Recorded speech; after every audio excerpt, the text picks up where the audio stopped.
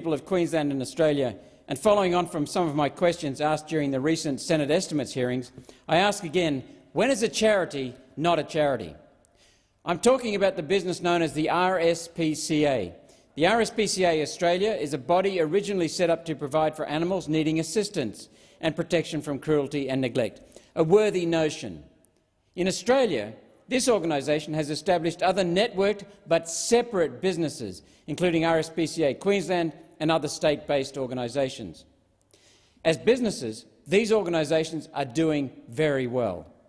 RSPCA Queensland, for example, financial results for the year to June 2020 reveal a surplus of $8.7 million during what was described as a challenging year.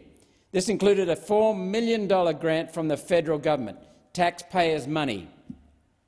Revenue for that period was over $58 million.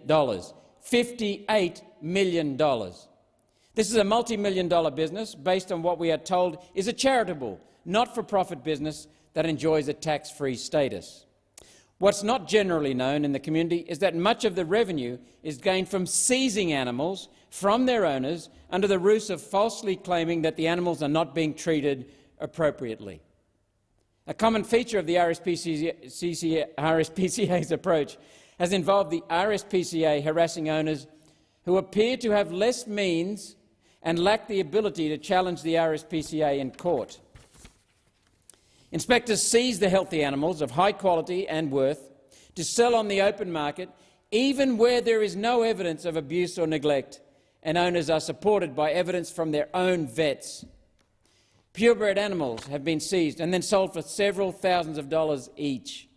Pregnant animals have been taken and whole litters sold with no compensation paid to the owners. Puppies are particularly at risk of seizure. RSPCA inspectors who organise the seizures often act as the prosecutors and also as a witness in the magistrate's court. Surely this is an abusive process and represents a conflict of interest. Plea bargains are often offered to have an animal returned, and they say, if you pay a large amount of money to the RSPCA, you may have your animal returned. If you do not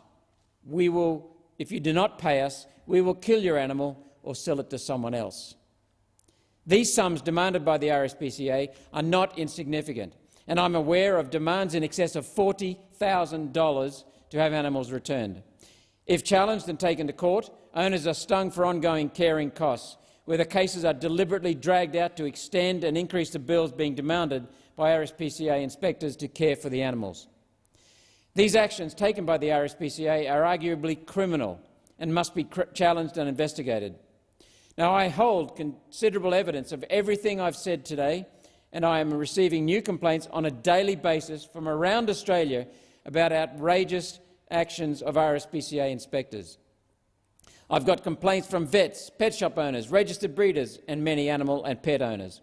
All are universal in saying that inspectors lie in court and harass owners. I've been told by a vet that one of his clients, an elderly man, owned a much-loved old dog that slept at his owner's bedside. The dog was blind in both eyes, and under the vet's care it had a known but treated heart murmur, and it was seized by the RSPCA. The RSPCA held it for 2 months at high cost, and then operated on the dog to remove its eyes. The poor old dog died under the anaesthetic when its heart failed. The old man's heart was broken as his dog was taken unnecessarily and died unnecessarily, yet no compensation was paid. The RSPCA then told other pet owners not to use that vet as retribution when he complained on behalf of the old man. Another practice to put further pressure on owners to give their animals to the RSPCA is to charge family members as co-defendants in the alleged offences of failing to care for their animals. This is a current practice.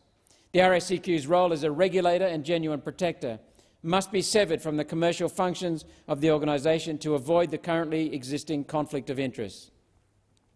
The RSPCA was set up for genuine charitable purposes, yet sections of this organisation have gone rogue and must be stopped from stealing animals and oppressing genuine, caring animal owners. Is the RSPCA behaving like a charity? Resoundingly, no. Thank you, Senator Roberts.